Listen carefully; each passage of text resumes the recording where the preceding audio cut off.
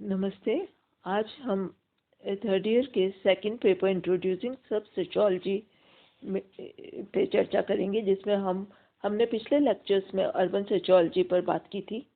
आज हम urban sociology वाले पार्ट पर ही हम डिस्कस करेंगे और हम उसके अंदर हम अर्बन सोशियोलॉजी के जो मेन कंसेप्ट हैं उन पर आएंगे, जिसमें आज हम लेंगे सिटी एंड इट्स टाइप की, नगर क्या है और नगर के कितने प्रकार हैं। नगर क्या होता है ये तो हम एकदम समझ जाते हैं कि नगर से क्या मतलब है, उसकी एक जीवन शैली हमारे सामने आ जाती है। पर वास्तव में जब हम नगर के बारे में या शहर या सिटी के बारे में जाने तो हमें कुछ चीज़ें, कुछ पॉइंट्स हमेशा ध्यान रखने चाहिए। पहली तो चीज़ है, शहर व शहरी जीवन समय व स्थान सापेक्ष है।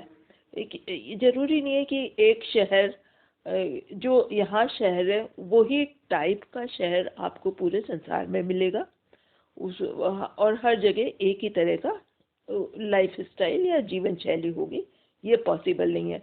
हर शहर और जो शहर आज है वो सदियों पहले भी शहर हो सकता है, पर डिफरेंट वे में हो सकता है, वहाँ का जीवन डिफरेंट हो सकता है। तो समय और टाइम और स्पेस रिलेटिव है। जैसे 10,000 साल पहले से भी लोग शहरी जीवन जी रहे थे और आज भी जी रहे हैं, पर जीवन का तरीका बदल गया है। दूसरी चीज़ हमें जो ध्यान रखने की वो है, शहर के साथ जुड़ी हुई वो है समाज व संस्कृति। शहर एक प्रकार की समाज और संस्कृति को रिफ्लेक्ट करता है और वो उसी चीज़ को इंटेंसिफाई भी करते हैं। तीसरी चीज़ हमें ध्यान रखना चाहिए, शहर मानव की सबसे अच्छी दशा भी दिखाते हैं कि जो क्वालिटी ऑफ लाइफ है वो सबसे अच्छी एक ह्यूमन बीइंग के लिए कौन सी हो सकती है। तो वो साथ के साथ एक सबसे बुरी दशा भी दिखाते हैं मानव की, जो कि आप लोग स्लम्स में देख सकते हो। और वही शहर है, बड़ा शहर हो सकता है। आप देख लीजिए, बॉम्बे, इंडिया में ही बॉम्बे, दिल्ली, कलकत्ता, इन तीनों जगहों पर आपको इतने स्लम एरियाज और इतनी बुरी स्थिति में लोग दिख जाएंगे कि आपको वो हो सकता है गांवों में ऐसे नहीं मिले। हम यहाँ एग्जैक्टली गांव और शहर को कंपेयर नहीं कर रहे हैं, हम यहाँ पर सिर्फ शहर की बात कर रहे हैं। तो ये कंट्रास्ट आपको शहर में मिल जाएगा। शहर शहर आपको एक नई संभावना दिखाते हैं, पर वास्तव में ज़रूरी नहीं है कि शहर आपको ज़्यादा अच्छी ज़िंदगी या बेटर लाइफ आपको दें या क्वालिटी ऑफ लाइफ आपकी अच्छी बना दें। ये सबके साथ नहीं हो सकता कि जो भी शहर में रह रहा है या शहर जा रहा है कि उसे वहाँ पर बेटर लाइफ मिलेगी। इसकी संभावनाएं हैं, पर ज़रूरी नहीं है। ये 3-4 चीज़ें हमें ज़रूर ध्यान रखनी चाहिए। अब हम आते हैं कि जब हम शहर की बात करते हैं तो हम यहाँ पर सबसे पहले लेते हैं टाउन एंड सिटी। इंग्लिश में तो टाउन और सिटी शब्द इंटरचेंज करके हम यूज़ कर लेते हैं कि दोनों एक से ही है, पर जब हम सरकारी तौर पर कस्बे और नगर के बीच में कोई ऐसा क्लियर कट डिवीज़न भी नहीं है कि इसकी कोई स्पष्ट परिभाषा हो। पर भारत में 1961 से पहले होने वाली जनगणना में 50,000 से अधिक जनसंख्या वाले क्षेत्र को कस्बा कहा जाता था और 1961 की जनसंख्या में पहली बार कस्बे को गांव से अलग करने के लिए इसके 3 कसौटियों का उल्लेख किया गया कि अगर कोई क्षेत्र 3 चीज़ें पूरी करता है तो वो कस्बा होगा। पहली तो चीज़ थी कि उसकी जनसंख्या 5,000 से अधिक हो। दूसरा, जनसंख्या का कम से कम 75% हिस्सा गैर कृषि कार्यों के द्वारा आजीविका उपार्जित करता हो, यानी सिर्फ 25% से ज़्यादा लोग खेती न करते हों, खेती करते हों, और 75% ऐसा है जो कि गैर कृषि चीज़ों में लगा हुआ हो।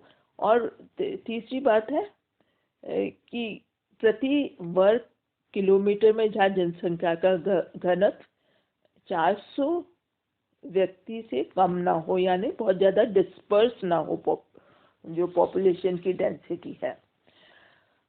अब कस्बे की अधिक जनसंख्या कितनी हो इसका कोई जरूरी नहीं है, कोई एक निश्चित सीमा हो, क्योंकि जैसे हमारे यहाँ के पहाड़ी और दुर्गम क्षेत्र है, वहाँ पर उन्हें भी कई बार कस्बे में शामिल किया गया जहाँ पर जनसंख्या का घनत्व 400 से बहुत कम था।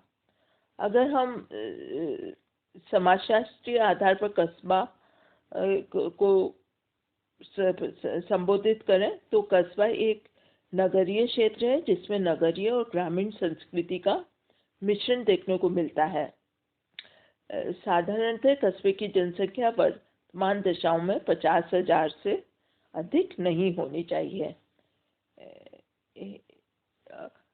बर्गेल ने अपनी बुक अर्बन सोशियोलॉजी में कहा है कि कस्बे को एक ऐसे नगरीय अधिवास के रूप में परिभाषित किया जा सकता है जिसका सीमावर्ती ग्रामीण क्षेत्र पर काफी प्रभुत्व होता है। यानी बर्गेल ने कहा कि ये एक तरह से गांव को से कनेक्ट करता है। ये टाउन में भी define as a urban settlement which dominates rural area of considerable dimension. अगर हम हिस्ट्री ले तो नगरों के विकास के बहुत प्राचीन वृत्तांत मिलते हैं लेकिन कस्बों के विकास से संबंधित कोई प्रमाणित जानकारी उपलब्ध नहीं है, क्योंकि ग्रामीण क्षेत्र से कस्बा एक तरह से ग्रामीण और नगर के एक बीच की स्थिति हमें बताता है। जैसे प्राचीन काल में भी आपको ऐसे ग्रामीण क्षेत्र मिल जाते थे जहाँ कारीगरी का सामान होता था या चीज़ें बनती थी और लोग उन चीज़ों को खरीदकर नगरों में बेचने के लिए जाते थे और इस तरह से नगरीय क्षेत्रों और हाट वगैरह लगती थी। भारत में मध्यकाल में कस्बों में सामुदायिक जीवन का एक विशेष प्रारूप विकसित होने लगा। ग्रामीण जीवन की तुलना में यहाँ आर्थिक सेवाओं की प्रकृति अधिक जटिल और व्यापक बनने लगी। पारिवारिक तथा नातेदारी संबंधों की तुलना में आर्थिक संबंधों का महत्व बढ़ जाने के कारण कस्बों में हित प्रदान या औपचारिक संबंधों को अधिक महत्व दिया जाने लगा। यहाँ पर यही बताया कि किस तरह से जो आपके सिंपल और इनफॉर्मल रिलेशंस थे वो फॉर्मल रिलेशंस में बदलने लगे जैसे जैसे कस्बे बनने लगे। और इसी टाइम में कस्बों के चारों ओर दीवारों का निर्माण भी होने लगा और शहर में 4 मुख्य प्रवेशों द्वार का भी निर्माण किया जाने लगा। जैसे जैसे कस्बों का भी आकार बढ़ने लगा, वहाँ पानी के भराव और गंदे पानी की निकासी के नियोजन आरंभ किए जाने लगे, यानी टाउन प्लानिंग शुरू हो गई, जिसके अवशेष आज भी बहुत से पुराने कस्बों में हम देख सकते हैं। इसके अलावा मध्यकालीन कस्बे धार्मिक गतिविधियों के केंद्र भी थे तथा ग्रामीण क्षेत्र के अधिकांश धार्मिक पर्वों का आयोजन कस्बों में ही होने लगा। ये हम मध्यकाल की बात कर रहे हैं। भारत में ब्रिटिश शासन से पहले तक औद्योगिकीकरण की प्रक्रिया प्रारंभ न होने के कारण नगरों की संख्या बहुत कम थी। ये जो इंडस्ट्रियलाइजेशन हुआ ब्रिटिशर्स के आने के बाद, यह समय के साथ जैसे जैसे मॉडर्नाइजेशन की शुरुआत हुई इंडस्ट्रियलाइजेशन के साथ साथ, तो नगरों का विकास उस समय सबसे अधिक बढ़ने लगा। नगरों का विकास केवल उन्हीं स्थानों पर हुआ जो भौगोलिक, धार्मिक अथवा सैनिक दृष्टिकोण से बहुत महत्वपूर्ण थे। ये ब्रिटिश काल में हुआ, यानी ये ऐसा टाइम था जब नगरीय विशेषताओं का आरंभ मुख्य रूप से कस्बों के माध्यम से ही होना शुरू हुआ। मतलब कस्बे जो छोटी जगह थी वो बड़े नगरों में बदलने लगे औद्योगिकीकरण से। भारत में औद्योगिकीकरण और नगरीकरण की प्रक्रिया में तेजी से वृद्धि होने के कारण कस्बों के विकास ने भी एक नया रूप लेना आरंभ कर दिया। भारत में 1911 की जनगणना के अनुसार देश में कुल 121 करोड़ की जनसंख्या में से 31 करोड़ से अधिक लोग नगरीय जनसंख्या के अंतर्गत आते हैं। भारत में नगरों की जनसंख्या 31.2% है, अर्थात लगभग 23 करोड़ जनसंख्या नगरों से संबंधित है, जबकि शेष 8 करोड़ जनसंख्या विभिन्न श्रेणियों के कस्बों से संबंधित है। गांव तथा जिला मुख्यालयों वाले नगर के बीच में आने वाले सभी नोटिफाइड एरिया, टाउन एरिया तथा तहसील मुख्यालय कस्बों की वर्तमान प्रकृति को स्पष्ट करते हैं। इस तरह से आकार की दृष्टि से देखो तो कस्बों को 3 भागों में बांटा जा सकता है: छोटे कस्बे, सामान्य कस्बे, बड़े कस्बे। और इनकी जनसंख्या भी जैसे 5 से 10,000, 10 से 30,000 और 30 से अधिक रखी गई है। कस्बों की जो अगर हम कुछ विशेषताएं लें तो इसमें हो जाएगी कि कस्बों का आकार अधिक बड़ा नहीं होता, निवासी एक दूसरे को प्रत्यक्ष रूप से जानते हैं, कोई घनिष्ठ संबंध न होने के बाद भी आप एक अर्ध सामुदायिक जीवन की प्रधानता होती है, यानी कम्युनिटी लाइफ है। कस्बों की संस्कृति में ग्रामीण और नगरीय विशेषताओं का समावेश होता है।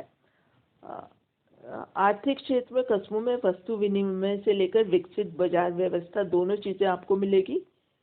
किसी प्रकार का बहुत ही क्लियर कट वर्ग विभेद नहीं होता है।